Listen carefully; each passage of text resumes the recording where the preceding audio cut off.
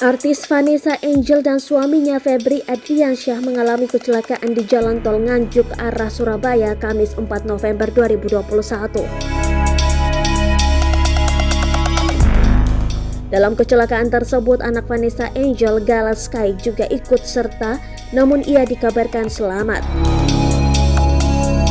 Beredar di Twitter foto Gala Sky Adriansyah diselamatkan warga sekitar. Ia digendong dan menangis dalam pelukan. Tadi lihat di sini anaknya, alhamdulillah kelihatan baik-baik saja. Demikian postingan akun @ayayayayat.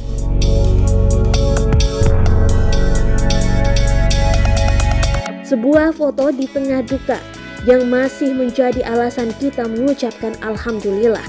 Postingan akun @wimasaritoa. Tak hanya itu, ada pula video yang beredar di media sosial. Gala dilarikan oleh seorang pria. Pria tersebut terlihat panik sambil menggendong erat Gala.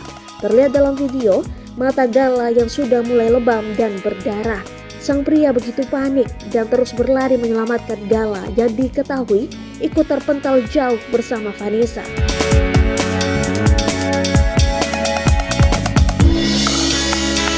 Dari rekaman tersebut, saat pria itu berlari menggendong Gala dari arah yang berbeda, terlihat mobil Vanessa yang sudah mengalami kecelakaan.